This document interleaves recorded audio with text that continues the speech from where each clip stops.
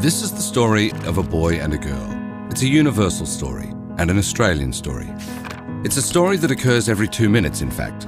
A story that happens 657 times a day, every day of the year, and in every kind of household and every city and region across Australia. This is the biggest story behind violence against women. This story doesn't have a happy ending. Because this is the story of how gender inequality contributes to the murder of one Australian woman almost every week. Sounds like a tall tale, right? Let's take things back to the start. Here's the story of a regular woman. As a girl, she gets told how pretty she is, never how clever she is, that if she wears a short dress, she's asking for it. She grows up and gets used to being harassed by men on the street. That's just the way it is. Here's the story of a regular man. As a boy, he learns that women aren't equal to men from a very early age. Even though both his parents work, on the weekends his mum does the housework while dad watches sport. When he cries about being bullied at school, his dad tells him to stop being such a girl and just punch him right back. Technically speaking, we'd say that these social norms, practices and structures have shaped both the boy and the girl, creating a society where women are valued less and men are expected to be dominant and in control. In such a world, disrespect and hostility is excused and violence against women is far more likely. But back to our story. The girl grows up into a woman, the boy grows into a man, and they begin to date. He jokes that he hopes she doesn't get fat now that we're together.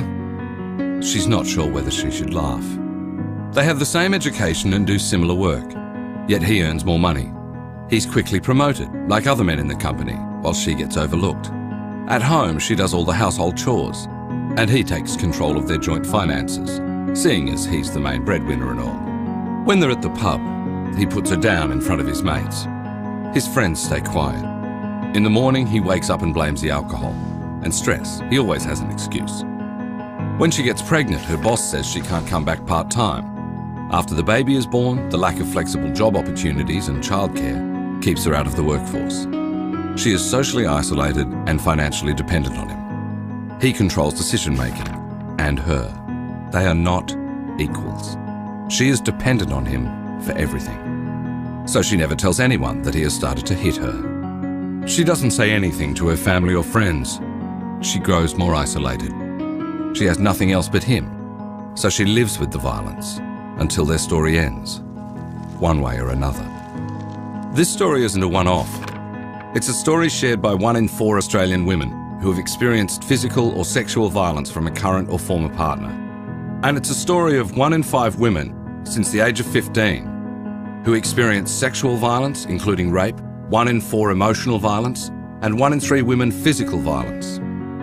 But it's also a story that affects children. More than half of the women who experienced violence had children in their care when the violence occurred. For victims and perpetrators, violence against women is the conclusion often reached after a life lived in a society where women and men aren't treated equally. But we, you and I, can change the narrative. Better education, policies, practices, support and funding can prevent this all too common story. When women and men have equal power, value, and opportunities in relationships and in society, violence against women is less likely. By nurturing caring, respectful, and equal relationships, and by creating equitable and inclusive communities, workplaces, and institutions, we can create a society of equality and respect, where violence against women is unthinkable. Let's change the story, because ending violence against women starts with gender equality.